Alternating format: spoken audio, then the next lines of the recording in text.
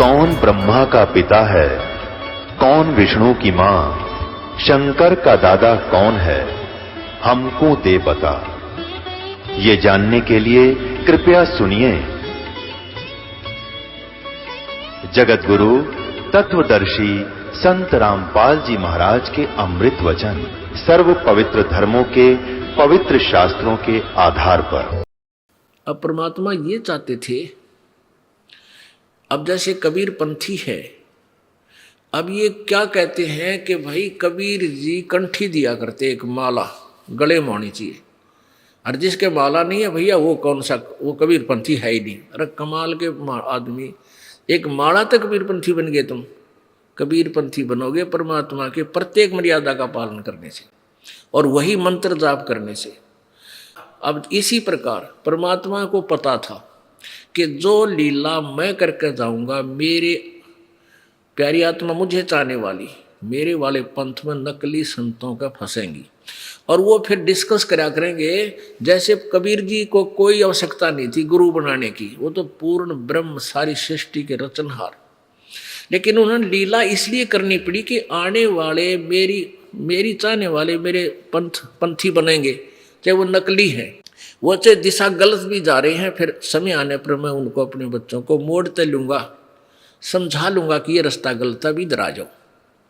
तो इसलिए यदि कबीर जी गुरु धारण नहीं करते या लीला नहीं करते तो आज ये कबीर पंथी न्यों कहते कबीर जी ने कौन सा गुरु धारण किया था, हम क्या जरूरत है गुरु की, यानी कति भट्ठा बैठा देते, परमात्मा से विमुख कर देते। अब देखो, एक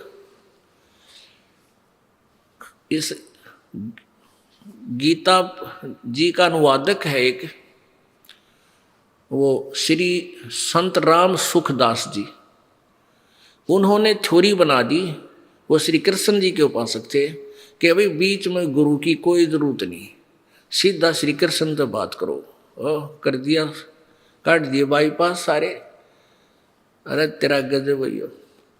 वो राम सुखदास जी का हरिद्वार में एक आश्रम है, वो मृत्यु से 1 वर्ष पहले हमारे एक भक्त का कोई रिश्तेदार, उसका शिष्य था। हमारे भक्त ने गहरी नज़र गीता में जो दास ने अनुवाद किया है वो दिखाई और समझाई। तो वो कहने लगा, हमारे भक्त का जो रिलेटिव था, हमारे भक्त का जो रिश्तेदार था, वो कहने लगा कि भी मैं अपने गुरु जी से इसके अनुवाद के बारे में पूछूंगा, अगर ये सही है या नहीं। कि किससे पूछेगा? कि श्री राम सुखदास जी से। वो हरिद्वार पहुंचा, उस पुस्तक दास के द्वारा अनुवादित पुस्तक को ले गए। तो वो खुद ही आकर उसने हमारे भक्त को बताया, उसके रिश्तेदार ने, कि मैंने गुरुजी से दिखा कि महाराज जी देखियो ये अनुवाद किया है किसी संत ने। वो बता रहा था उसने 2 घंटे पढ़ी वो पुस्तक। तो कहने लगा, भाई बात सुन ले, अनुवाद तो कति और करेक्ट कर रखा है, इस अनुवाद मैंने देखा ना सुना किते, और सही कर रखा भाई। और इस संत के पास खास वस्तु है, मैं तो लिया बुढ़ा, मेरी तो उम्र रह रही ना, तू जाना चाहो तो जाकर कल्याण करवा लिए।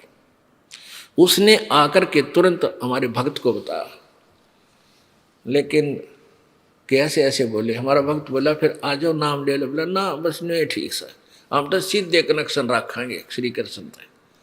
अरे तेरा गजब हो, ये तो वो बात है ना। एक हमारे भक्त ने कथा सुनाई, बोला जी कुछ तो ऐसे ढीठ इंसान होते हैं जो आँखें देख लें तो भी ना माने। जैसे कोई बस जा रही है और वह रास्ते में खराब होगी, वह रुकेगी तो कंडक्टर ड्राइवर नीचे उतर कर देखा देखी करा कर, साथ में दूसरी बस वैसे भी रुक जा तो बुद्धिमान व्यक्ति वैसे ही उतर कर उसमें चढ़ जाते कि अब खराब होगी कि पता नहीं कब चलेगी। और कुछ एक फिर दूसरी बस आ जाती है और कंडक्टर ड्राइवर कहते हैं भाई बस खराब होगी, दूसरे में बैठ जाओ। तो बहुत से तो उतर कर दूसरी बस में चढ़ जाते हैं और कुछ ढीठ फिर भी बैठे रहते, कहते चाल पड़े या ही चले।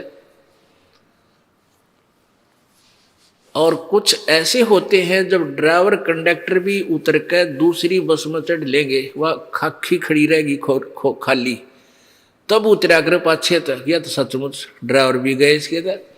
तो ऐसे व्यक्ति वो था, उनके ड्राइवर ने भी कंडक्टर ने भी कह दी भाई गाड़ी हमारी खराब, और वह गाड़ी चल रहा है उसमें बैठ ले जाके, फिर भी ना आगे बैठा ढीठ। तो ऐसे परमात्मा कहते हैं चातुर प्राणी चोर हैं, ये मूड मुग्ध हैं ठोठ, और समता के नहीं काम के इनको दो गलजोट।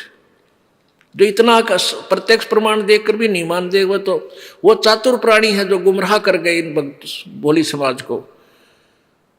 और मूड वो है जो इतना तत्व ज्ञान प्रत्यक्ष देख के ना मानते, तो परमात्मा कहते हैं वो हमारा काम के कोने, वो वहीं मरण दे उन्हीं के पास पड़े रहे, वो दोनों नरक जाने योग्य हैं। तो कबीर परमेश्वर जी ने ये आवश्यक जाना था, आवश्यक समझा था कि गुरु बनाऊं, नहीं तो मेरे बच्चों को ये गुमराह कर देंगे काल के दूत। इसलिए परमेश्वर ने एक 2.5 वर्ष के बालक का रूप धारण किया कबीर जी ने, 5 वर्ष की आयु के हो लिए तब, कि उन्होंने भी वो छेड़ना था उनको, उनके डंडी लाला देखना था कागजी शेर है कि ये सचमुच शेर है। और पंचगंगा घाट बनारस में, काशी में गंगा के ऊपर बना हुआ पंचगंगा घाट, ये दास देख कर आया था सैकड़ों भक्तों के साथ उसको। वहाँ पैड़ी बनी हुई थी, घाट बना हुआ था। महर्षि रामानंद जी सवेरे उठ के वक़्त से, गर्मियों के दिन थे, गर्मियों का मौसम था, तो वक़्त से उठ के यानी 1.5 घंटा पहले, सूर्य उदय होने से पहले ब्रह्म मुहूर्त होता है, उस ब्रह्म मुहूर्त में स्नान करने जाया करते थे। परमात्मा 2.5 वर्ष का बालक का रूप बना कर, शिशु रूप धारण करके, और पैड़िया में लेट गए। रामानंद जी वृद्ध हो रहे थे उस समय, कबीर जी 5 वर्ष के आयु दिखा रहे थे लीला में, और रामानंद जी 104 वर्ष के थे वृद्ध। धीरे धीरे नीचे उतर रहे थे, कबीर जी लेटे हुए थे, परमात्मा के सिर में रामानंद जी की खड़ाऊं लगी। अब बच्चा रूप की तरह रोने लगे परमात्मा, ट्या ट्या। रामानंद जी, संत कोई भी है दयालु होते हैं, एकदम झुके, ओहो कोई बालक का लगी ठोकर, नीचे झुके, और कबीर जी बैठे हो गए। तो उनकी जब जो झुके, जो गले में कंठी थी, माला थी तुलसी की, वह कबीर जी के गले में डल गई अंधेरे में। रामानंद जी को पता नहीं चला, ऐसे झुके एकदम जो, और कहा, सिर पे हाथ रखा कबीर जी के रामानंद जी ने कि बेटा राम राम बोल, राम राम बोल, रो मत। तो किसका बेटा है? यही बैठा रहा, मैं स्नान कर लेता हूँ, तुझे आश्रम में ले चलूँगा, फिर तेरे घर भिजवा दूंगा, बेटा घबरा मत। अब कबीर जी चुप हो गए। उन्हें इतना ही काम चाहिए था कि ये सिर पर हाथ धर दे और यह माला गाल दे मेरे गले में, फिर मैं नाप देख लूँगा। तो फिर ऐसा किया। रामानंद जी नहाने लग गए, कबीर जी अंतर ध्यान हुए, अपने मुंह बोले माता पिता की झोंपड़ी में आकर सो गए। अगले दिन 2-4 दिन के बाद उन्होंने क्या किया कि महर्षि रामानंद जी ने अपने 1400 ऋषि प्रचारक बना रखे थे, और वो उनका क्षेत्र बांट रखा था कि तू इस क्षेत्र में, तू इस क्षेत्र में, तू इस क्षेत्र में। तो वहाँ क्या हुआ, एक क्षेत्र में एक विवेकानंद नाम के महर्षि, रामानंद जी के शिष्य महर्षि रामानंद जी द्वारा दिए ज्ञान को सुना रहे थे, प्रचार कर रहे थे। महर्षि रामानंद जी विष्णु जी के उपासक थे, विष्णु जी को अपना इष्ट मानते थे। सर्वेश्वर, महेश्वर, मृत्युंजय, कालज्ञ, इसका कोई माता पिता नहीं, इनके ये सब के मालिक हैं। और राम कृष्ण जी आदि को भी वो भगवान मानते थे, शंकर जी की भी पूजा करते थे, लेकिन वो थे वैष्णव साधु, विष्णु जी को इष्ट मानते थे। और उसमें वो वेदों के ज्ञाता रूप में प्रख्यात थे, विख्यात थे, कि सभी कहते थे कि महर्षि रामानंद जी जैसे वेदों के ज्ञाता और गीता जी के ज्ञाता, पुराणों के ज्ञाता नहीं है कोई भी पृथ्वी पर वर्तमान में। वो रामानंद जी का शिष्य विवेकानंद ऋषि वहाँ अब श्रोताओं को सुना रहा था भगवान विष्णु सर्वेश्वर हैं, मृत्युंजय है। मृत्युंजय माने जिसने मृत्यु पर विजय पा रखी हो, कदे ना मरे। कालज्ञ जिसने अपने काल पर समय पर यानी विजय पा रखी है उसको भी अमर बोलते हैं, कालज्ञ। ये अजन्मा हैं, इनके कोई माता पिता नहीं है। ये सर्व ब्रह्मांडों के रचनहार हैं, कुल के मालिक हैं। अब जैसा उन्होंने अड़ंगा सुन रखा था लोकवेद, वो बांटन लाग रहा था। अब परमात्मा ने उस दिन क्या किया कि माथे पर तिलक और लगा लिया, जो वैष्णो साधु लगाते हैं, और जाकर बैठ गए। और वह गले में नीचे माला थी। तो रामानंद जी के शिष्य ने जब प्रवचन कर लिए तब परमात्मा खड़े हुए, 5 वर्ष की उम्र के बालक, और कहा स्वामी जी मुझे एक शंका है, कृपा मेरी शंका का समाधान कीजिए। तो विवेकानंद महर्षि बोले बोलो बेटा, बोलो बच्चा, हाँ पूछो क्या शंका है। कहने लगे जी आपने बताया है कि भगवान विष्णु के कोई माता पिता नहीं, आप शिव पुराण उठाकर देखो। मैंने एक ब्राह्मण पढ़ रहा था, मैंने तो सुना था कि उसमें लिख रखा है रुद्र संहिता में कि सदाशिव अर्थात काल रूपी ब्रह्म से और दुर्गा अष्टंगी प्रकृति से विष्णु जी और ब्रह्मा जी और शिव जी का जन्म हुआ, ये इनके माता पिता है। परमात्मा ने बताया, उसने तुरंत खोल कर देखा और देख भी लिया कि हाँ ये तो लिखा तो ऐसे ही है, और कहने लगा ओ झूठा, ओ कपटी, इसमें कुछ ऐसा नहीं लिखा। तू कौन है, कहाँ से आया है, तूने तिलक कैसे लगाया है, क्या तूने कोई गुरु धारण किया है। तो परमात्मा कबीर जी तब बोले नहीं, तब वो श्रोता ही कहने लगे जी ये तो उस नीरू का लड़का है, दुल्हे का, जो कहीं पड़ा वहाँ कमल तालाब में पाया था। अच्छा ये वो धानक है, ये शूद्र जाति वाला है, अरे तूने कोई गुरु बना रखा है क्या। परमात्मा बोले हाँ जी। कौन गुरु बनाया है, जो गुरु आपने बनाया है वही मैंने बनाया है। अब तो भाई उसका लगे जैसे पैरों के नीचे अग्नि आ जाती है। वो सच्चाई से तो सच्चाई तो गया छोड़ दी, छोड़ के तू फंस गया और पीछे पड़ लिया। और श्रोता हो देखो भक्तों, ये कितना कपटी है, झूठा है। अपने गुरु जी को, ब्राह्मण को, पंडित को ये शूद्र गुरु बताता है। हमारे गुरु जी थे, इनके कपड़े भी निकट नहीं आने देते, इसको इनके दर्शन भी नहीं करते ऐसे लोगों के, है ना झूठा। अब परमात्मा ने दिखाया था, बताया था, तो उस सर्वा विवेकानंद जी ने देखा।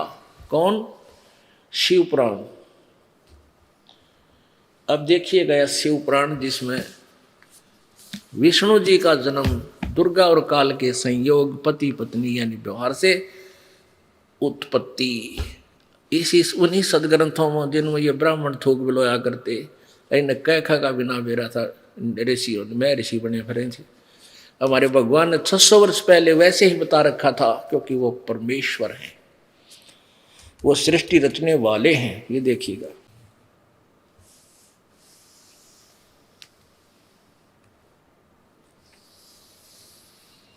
शिव पुराण संक्षिप्त शिव पुराण, संपादक हनुमान प्रसाद पोदार और गीता प्रेस गोरखपुर से प्रकाशित है। प्रकाशक एवं मुद्रक गीता प्रेस गोरखपुर, गोविंद भवन कार्यालय कोलकाता का संस्थान। इसके पृष्ठ नंबर 98 पे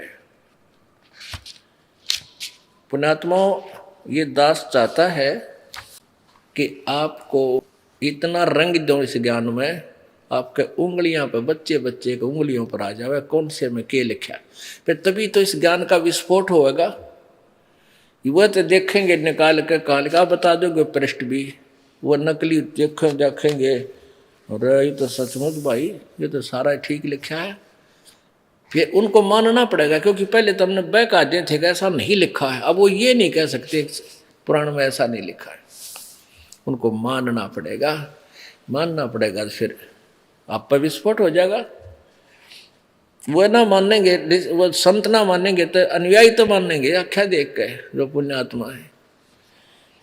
तो इसलिए दास चाहता है कि बार बार आपको प्रत्येक प्रमाण साथ दिखाऊं, क्योंकि ये हम सीडी साथ भर रहे हैं बच्चे, ये फिल्म बना रहे हैं और ये फिर आगे समाज में भेजनी है, इसलिए रह रह के दिखानी पड़ेगी। नहीं तो अब दास ने जो कहा है, कबीर जी ने कहा कि रुद्र संहिता के शिव पुराण में अध्याय नंबर 5 और 6 में 7 में 9 10 में ये स्पष्ट लिखा हुआ है कि ब्रह्मा विष्णु जी और ब्रह्मा जी और शंकर जी दुर्गा और इस काल ज्योति निरंजन ब्रह्म के संयोग से उत्पन्न हुए। ये इनके पुत्र है, दुर्गा इनकी माता है, ज्योति निरंजन ब्रह्म इनका पिता है। तो यूँ सोचेंगे ये गलत है, तो इसलिए इसके साथ ही रेफरेंस देना आवश्यक हो गया, क्योंकि श्रोता बदलते रहते हैं। अब देखना, ये है शिव संक्षिप्त शिव पुराण प्रश्न नंबर 98 पे, और यह है रुद्र संहिता। यहां देखिएगा प्रश्न अध्याय नंबर 5 में रुद्र संहिता में लिखा है कि अपने पुत्र नारद की यह बात सुनकर लोक पिता में ब्रह्मा वहां इस प्रकार बोले। अब ये 5वां अध्याय था, यहां समाप्त हुआ। अब 6 में ब्रह्मा जी ने कहा, ब्रह्मन यानी ब्रह्मा जी ने अपने पुत्र नारद से कहा, ब्रह्मन देव शिरोमणि, तुम सदा समस्त जगत के उपकार में लगे रहते हो, तुमने लोगों के हित की कामना से बहुत उत्तम बात पूछी है।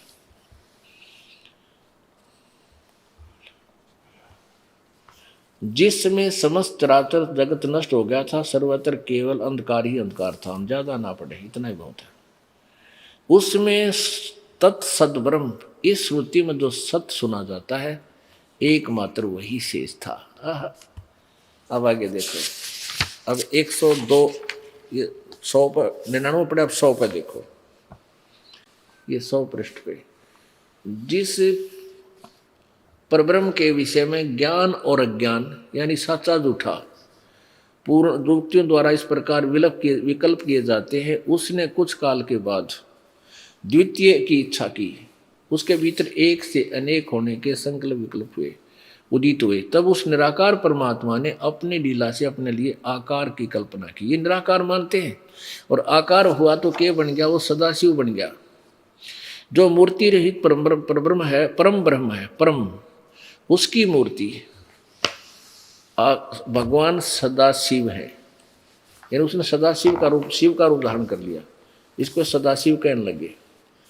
और अर्वाचीन और प्राचीन विद्वान उन्हीं को ईश्वर कहते हैं। उसमें एकाकी रहकर स्वेच्छा अनुसार विहार करने वाले सदाशिव ने अपने विग्रह से स्वयं ही एक स्वरूप भूत शक्ति की सृष्टि की, यानी अपने अंदर से एक लड़की औरत निकाली जो उसके अपने श्रीअंग से कभी अलग होने वाली नहीं थी। उससे पराशक्ति को प्रधान प्रकृति गुणवती माया बुद्धि तत्व की जनित था विकार रहित बताया गया। वह शक्ति अंबिका कही गई है। उसकी को प्रकृति सर्वेश्वरी और त्रिदेव जननी ब्रह्मा विष्णु महेश की माता नित्ता और मूल कारण भी कहते हैं। सदाशिव द्वारा प्रकट की गई उस शक्ति के 8 भुजाएं हैं।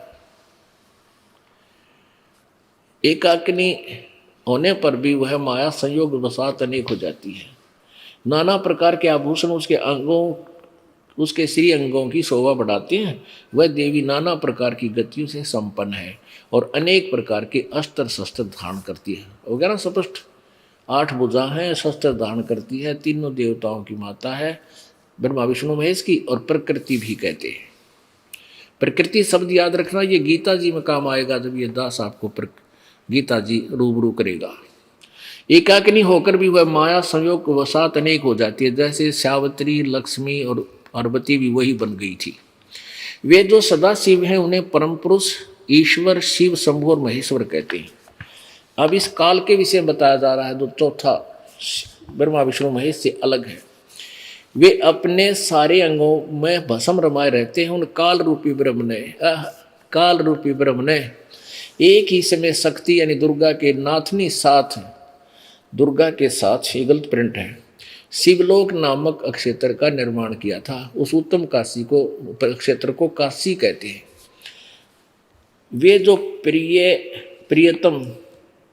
प्रियतम यानी पति पत्नी शिव और शक्ति और शिव, दुर्गा और ये काल जो परमानंद स्वरूप है, उस मनोरम अक्षेत्र में नित्य निवास करते हैं। काशी में काशीपुरी परमानंद रूपिणी है। मुने शिव और शिवा ने, दुर्गा काल और दुर्गा ने प्रलय काल में भी उस क्षेत्र को अपने सानिध्य से कभी मुक्त नहीं किया।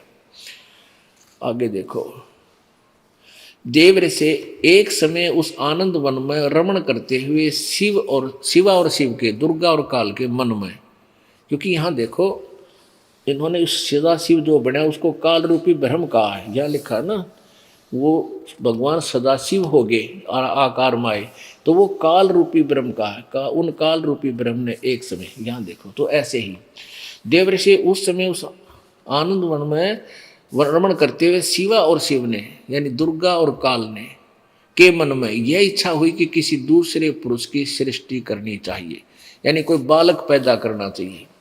ऐसा विचार करके शक्ति सहित दुर्गा के साथ सर्वव्यापी परमेश्वर सदाशिव ने अपने वाम भाग के 10वें अंग पर अमृत मल दिया। फिर तो वहां से एक बालक पुरुष प्रकट हुआ, एक लड़का उत्पन्न हुआ, यानी पति पत्नी व्यवहार किया। 102 पृष्ठ पे हम कंटिन्यूस पढ़ रहे हैं, ज्यादा ना पढ़ेंगे। शिव ने कहा, उस काल ने कहा, वत्स व्यापक होने के कारण तुम्हारा विष्णु नाम विख्यात हुआ, तेरा विष्णु नाम रख दिया।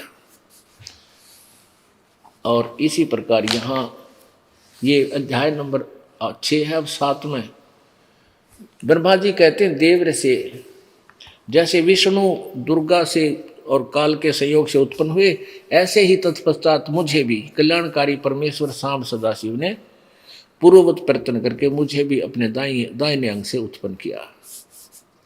अब यहाँ अनुवाद करता बिचड़ गया कि शिव से और शिव की उत्पत्ति कैसे। देखो, उसने अनुवाद करना छोड़ दिया, लेकिन सच्चाई छुप नहीं सकती। चोर चुरावे तुंबड़ी और वह गड्ढे पानी में, वह गड्ढे वह ऊपर आवे न, सच्चाई छाली ना। अब किसी ने एक चोर ने एक तुम्बा चुरा लिया, सूखा तुम्बा। आपने देखा होगा एक घिया कैसा होता है, इतना बड़ा बन जाता है फल। वो सूखने के बाद उसका बीज निकाल देते हैं अंदर से, और वो बिल्कुल खाली खोखा रह जाता है।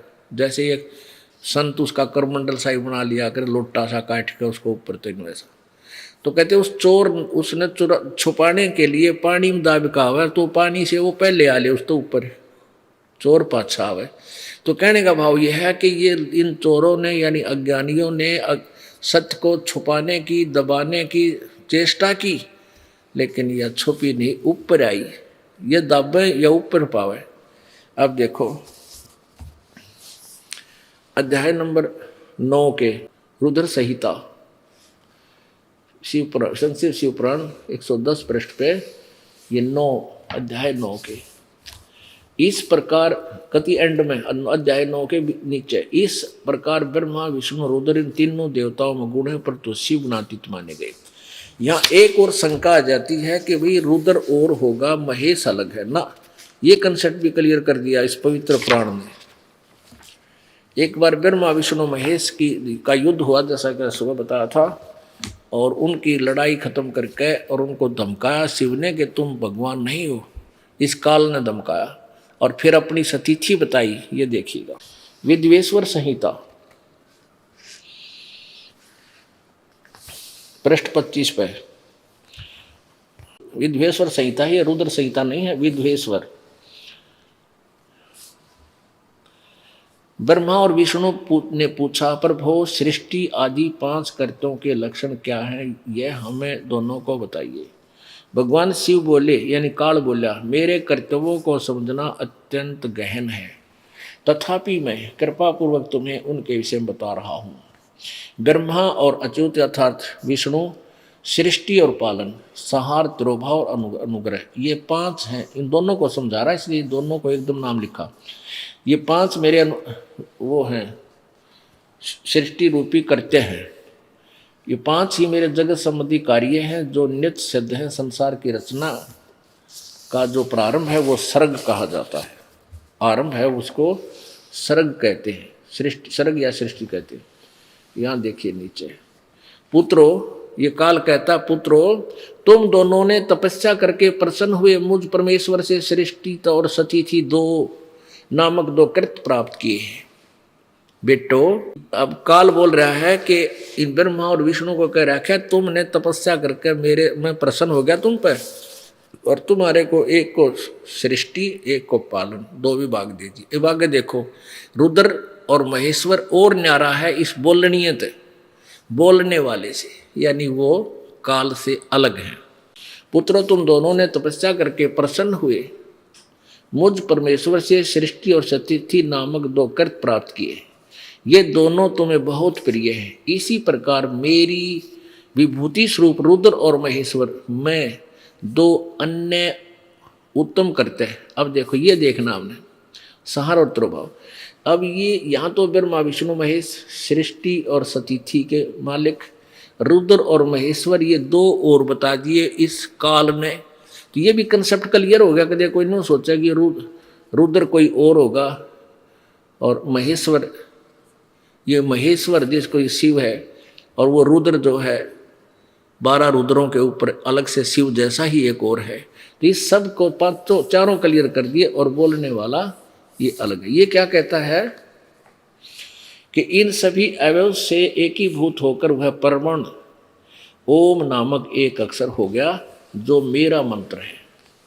मैंने पूर्व काल में अपने स्वरूपभूत मंत्र का उपदेश किया था। सबसे पहले ओंकार शब्द बोला था इसने, और ओंकार के रूप में प्रसिद्ध है, वह मंगलकारी मंत्र है। सबसे पहले मेरे मुख से ओंकार ओम प्रकट हुआ, जो मेरे स्वरूप का बोध देने वाला है। ओंकार वाचक है, मैं वाच्य हूँ, यह मेरा स्वरूप ही है।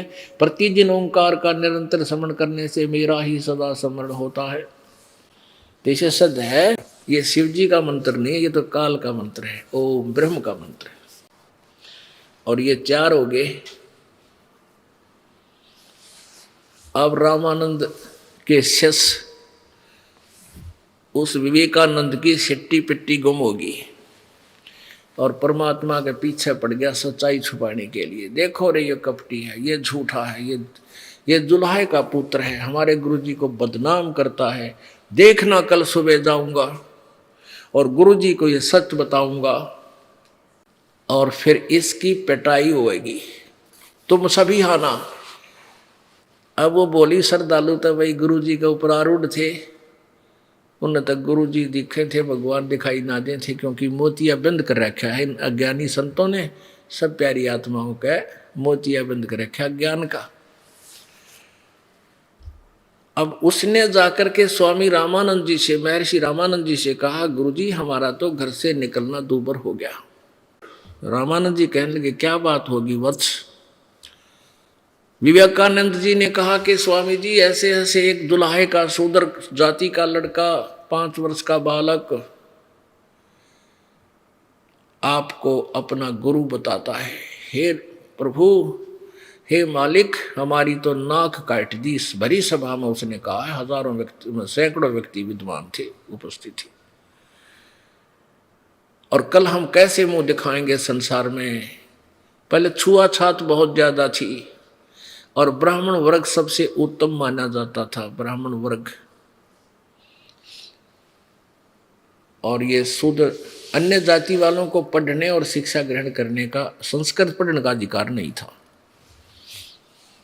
केवल ब्राह्मण ही पढ़ सकता था। तो उसने क्या किया, रामानंद जी कहने लगे, कल्ला उसको पकड़ के और बुला ले उन सभी को जिनके सामने उसने मेरे को अपमानित किया है। अब रात ने नींद भी ना उस विवेकानंद जी ने था, 5-10 मुस्टंडे साथ लिए और पहुंच गए वहां पे जुल्हों की कॉलोनी में, दानका की कॉलोनी में। और वहां कहने लगे, वो कबीर कहाँ रहता है, वो नीरू कहाँ रहता है। वो पूछ ही रहे थे। एक बहन ने सोचा, आज तो ये ब्राह्मण कति कोई उपद्रव करना रहे हैं, हाथ में लठ ले रहे। और नीरू जी को पूछ रहे हैं, तो वो दूसरी साइड से शॉर्टकट निकल गए और आगे बताने लगी कि आज आपके ऊपर कोई आपत्ति आने वाली है। नीमा को कहने लगी। वो बोली क्या बात है कि आपके घर की जानकारी प्राप्त कर रहे हैं और ब्राह्मण हैं 10 8 7 9 10 और लठ ले रहे हैं और आपका घर पूछ रहे हैं। उनकी नीयत ठीक नहीं लगती मुझे, क्रोधित है। अब नीमा जानेगी कि यो कबीर जी किसी न छेड़का है ब्राह्मणों को, क्योंकि परमात्मा रोजाना किसी न किसी का जो है ना डंडी ला का आया करता। तुम झूठ बोल रहे हो, तुम सच्चाई नहीं कह रहे हो, तुम दुनिया को भ्रमित करते हो। अब रोज उलाने आया करते दूसरा तीसरा दिन कि अपने बच्चे को मना कर लो, हमारे सत्संग में आकर ये बाधा डालता है। अब माँ उसने धमकाती भी थी, खुरकावे भी थी, कह देता ठीक है माई फिर नहीं जाऊंगा मैं। अब उसने देख लिया, माई का समझ में आ गई कि आज फेरियो किसी का जरूर पत्थर कंकर मार कर है, छेड़छाड़ करके आया है किसी को। तो माई ने अपने बालक को वहां झोंपड़ी से उठाया। सुबह सुबह की बात, बखत से पहुंच गए, उधर सूर्योदय भी ना होया था। उठा के उस बालक को झोंपड़ी के पीछे ले गई, दूर पिछली साइड में, और वहां लिटा के बोली बेटा उठिए मत। ऊपर और ये फटे पुराने कपड़े, कोई गद्दे वगैरह डाल दिए, और तू बोलिए ना बेटा, मैं आपने मट लूंगी, उन्हें कम में आने लग रहे हैं। तो जब वो माई उस परमात्मा को छुपा कर आई, इतने में वो सामने आ लिए मस्टंडे, लठ ले रहे, कहते कहाँ है वो तेरा लड़का, कहाँ है वो तेरा कबीर, निकाल उसको बाहर। माई हाथ जोड़ के कहती है मेरे बेटे ने क्या गड़बड़ कर दी, मैं धमका दूंगी, मैं उसको पीटूंगी, आज के बाद कोई गलती नहीं करेगा। नहीं, आज उसकी साथ सहमत आएगी, उसकी बहुत पिटाई होगी। माई पूछ रही है और बता नहीं रही है, तो वो अंदर घुस गए झोपड़ी में और पकड़ कर, वो ब्राह्मण तो बाहर रह गया और मुस्टंडे ले रहा था, उनने पकड़ कर वो चारपाई उथल पुथल कर, कपड़े ठाठा तो फेंक, देख कहाँ है, उद्मस्तार दिया। और माई रो रही है, नीरू रो रहा खड़ा खड़ा, क्या बात होगी, ऐसा क्यों करते हो। तो परमात्मा ने सोची ये माता पिता ने पीट ना दे, अक बता कहाँ है, झगड़ा ना कर दे। तो हटा के वो कपड़े बाहर खड़े हो गया वहाँ पीछे और कहने लगा, ओ विवेकानंद, मैं यहाँ खड़ा हूँ झोपड़ी के पीछे, मैं तो यहाँ खड़ा हूँ। अब वो जो सुनते सारे भाग गया बड़दा और पकड़ दिया परमात्मा को बाजू से, लेके चलने लगे। तो नीमा चिपट गई उस अपने बेटे के, जो मेरे बच्चे को मत मारो ना ले जाओ। अब उसको डंडे मार, लात मार सुमाई के और बेहोश करके वहां गिर दी। ओ तेरा कसाईयो। नीरू चला बच्चे को पकड़ने के लिए, नीरू के भी मारे काफी सर फोड़ दिया, काफी रक्त निकला, नक्सरवाहा गली में पड़ा है और परमात्मा को घसीट कर ले जा रहे हैं। आसपास के व्यक्तियों ने आके उन दोनों को अंदर डाला कुटिया में, उनको पानी पूनी मुंह पर डाला, छिट्टे मारे। कुछ देर के बाद वो होश आए तो बुरी तरह रो रहे थे। उधर से परमेश्वर को ले जाकर के रामानंद जी के सामने खड़ा कर दिया। रामानंद जी ने अपना ड्रामा पूरा कर रखा था कि वो ब्राह्मण था, और ब्राह्मण यूं दिखाने के लिए कि मैंने इसको नाम नहीं दिया, ये मुझे बदनाम करना चाहता था, अपनी इज्जत बचाने के लिए अपनी झोंपड़ी के सामने कपड़े से पर्दा लगा लिया, झोंपड़ी में विराजमान हो गए अपने आसन पर, और कबीर जी सामने खड़ा कर दिए। तब रामानंद जी ने पूछा कि तू अपने आप को खुदा कहता है, क्योंकि उन्होंने बताया ना कि परमात्मा ने वहाँ काफ़ी वार्ता की थी विवेकानंद से कि मैं वही परमात्मा हूँ, मैं पूर्ण ब्रह्म हूँ, इसलिए मैंने शास्त्रों का ज्ञान है और तुम्हें बता रहा हूँ, तुम देख लो। तो रामानंद जी कह रहा था तू अपने आप को भगवान कहता है, और कौन है तेरा, कौन सा तेरा पंथ है, कहाँ से तू आया है, तेरी के जाती है, इस तरह विवाद करने लगा। परमात्मा ने कहा कि जात हमारी जगत गुरु परमेश्वर है पंथ, और दास करीब लिखत पड़े मेरा नाम निरंजन कंथ। परमात्मा ने कहा स्वामी जी यदि मेरा नाम पूछते हो तो मैं वो निरंजन कंत हूँ। निरंजन कंत माने पति, स्वामी, मालिक। निरंजन माने जिसका वो माया रहित। निरंजन का अर्थ होता है माया रहित, यानी निर्लेप, सब विकारों से रहित। और कंत माने स्वामी, मैं वो हूँ। यानी ये निरंजन अर्थ वैसे परमात्मा के लिए है निरंजन शब्द, लेकिन ये ज्योति निरंजन भी अपने आप को भगवान कहता है, लेकिन ये ज्योति निरंजन है। हम सोरठ कर कहीं पर इसको निरंजन भी बोल देते हैं। जैसे ब्रह्म, ब्रह्म वैसे परमात्मा को कहते हैं, लेकिन इस ब्रह्म को डिफीड करने के लिए, इससे भिन्नता करने के लिए तो पूर्ण ब्रह्म शब्द प्रयोग करना पड़ा उस परमेश्वर को की पहचान के लिए। ऐसे तो क्या बताते हैं कबीर जी, एक आत्मा और परमात्मा की, आत्मा और परमात्मा का आपस में संवाद होता है। तो कैसे बताते हैं, कैसे वार्ता करते हैं। परमात्मा चाहते थे इस कि मैं ऋषि की जो ना फड़क काट दूं किसी प्रकार, यो मेरे तो टकरावे, कोई भी कारण बनाइए कि भाई यू आ जा मेरे पंजे तले, इसने सीधा कर दूंगा। क्योंकि परमात्मा कबीर जी प्रत्येक युग में आए हैं।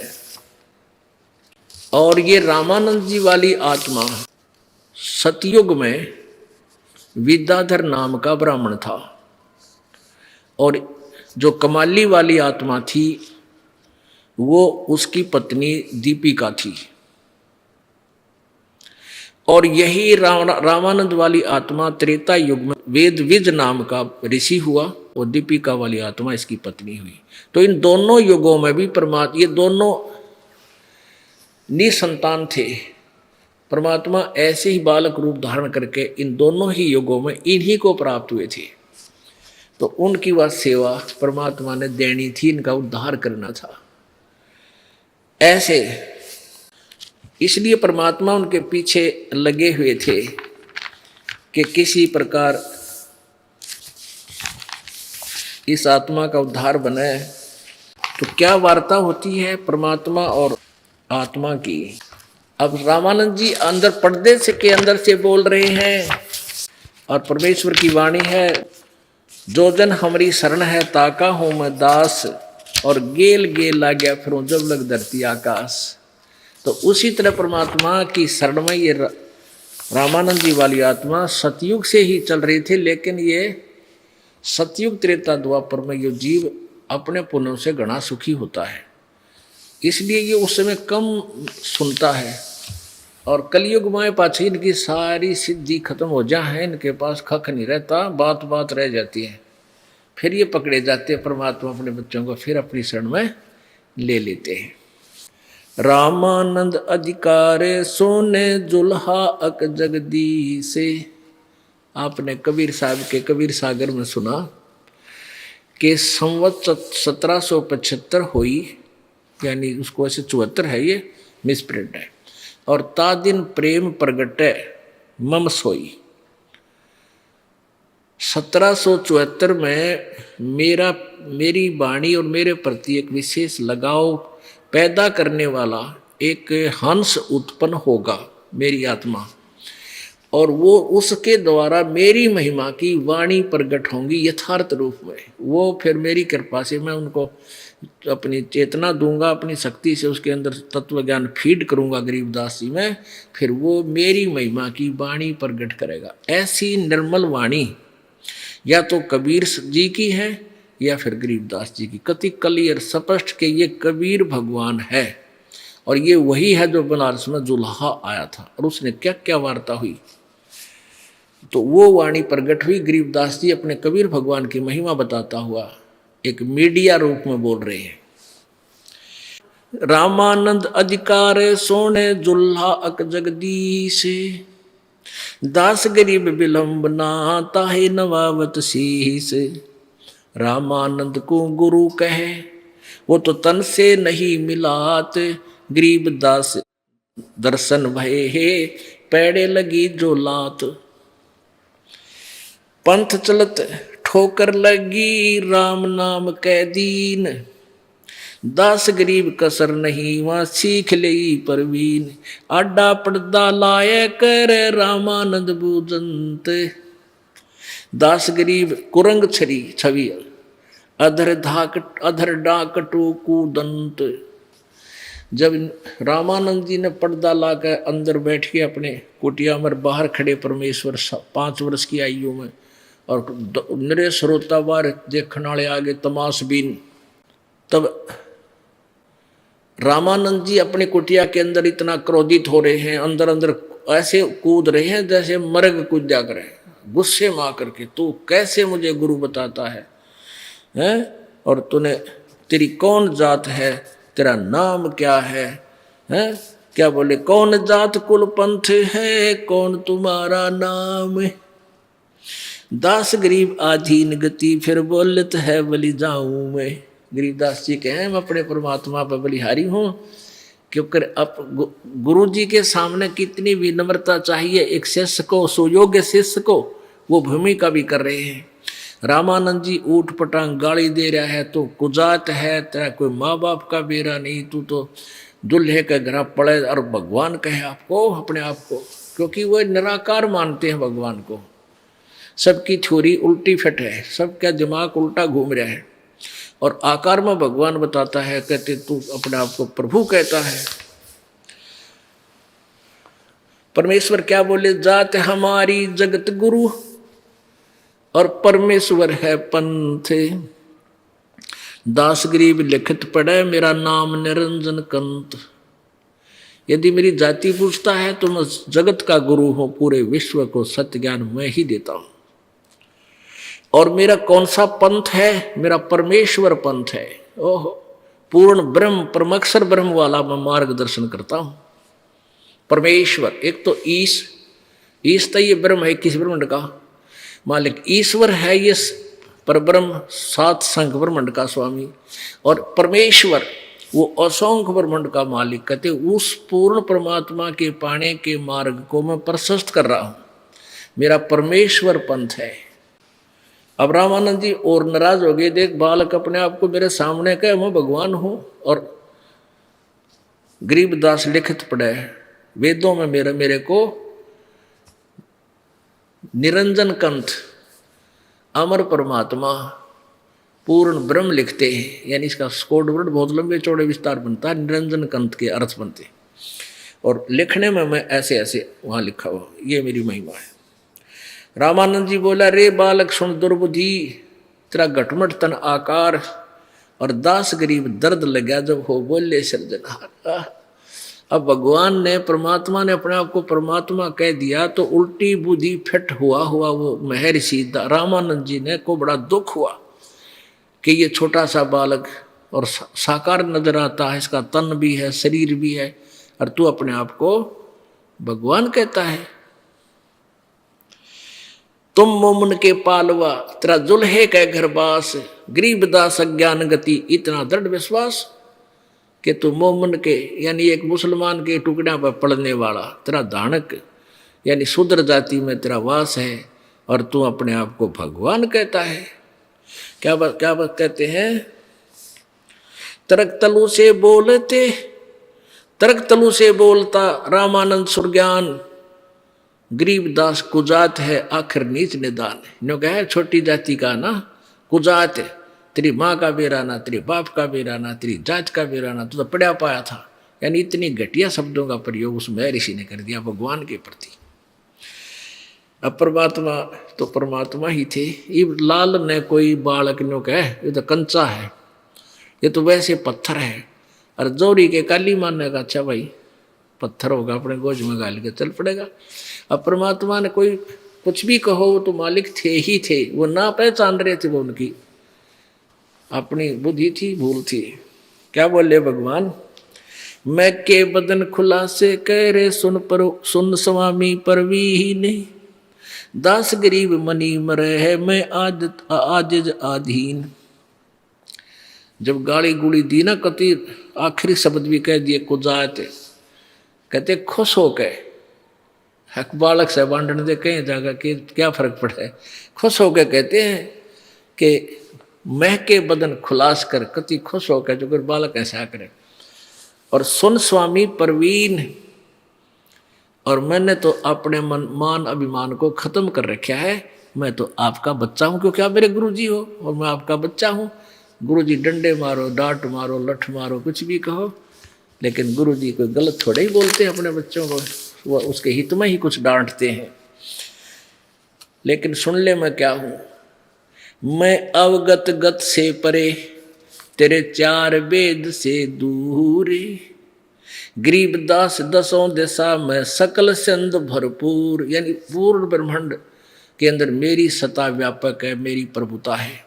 और जिन वेदों को तू पढ़ता है उसके उन वेदों में मेरे पाने की विधि नहीं है, इसलिए तेरे वेदों के ज्ञान से मैं दूर हूँ। लेकिन वेद हमारा भेद है, मैं ना वेदन के माही, और जिस वेद से मैं मिलूँ तेरे वेद जानते नहीं। फिर क्या बोलते हैं, सकल सिंध भरपूर हूँ, खालिक हमरा नाम, गरीबदास अजात हूँ, तै जो कहा बलि जाऊं मैं। पुण्यात्मा, आप हमने इतना दीनता चाहिए अपने गुरु और शिष्य के नाते में। रामानंद जी तो डांट मार रहा है, और परमात्मा कहे जात पात मैं सब जगह व्यापक हूँ और पूर्ण खालिक स्वामी सबका सृजनहार मैं हूँ, पर आपने मुझे जिस भी संज्ञा से संबोधित कर दिया, जो भी विशेषण मुझे दिया है कुजात का, नीच का, मैं आपके ऊपर बलिहारी हूं, क्योंकि आप मेरे गुरुदेव हैं। फिर क्या बताते हैं, जात पात मेरे नहीं, और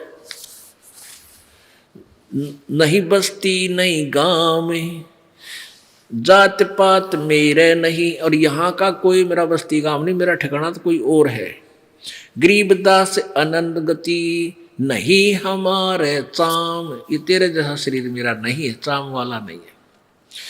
नाद बिंद मेरे नहीं, नहीं गूद नहीं गात, गरीबदास शब्द सजा नहीं किसी का साथ। ए स्वामी सृष्टा में और सृष्टि हमारे तीर, दास गरीब अधर बसू में अवगत सत्य कबीर।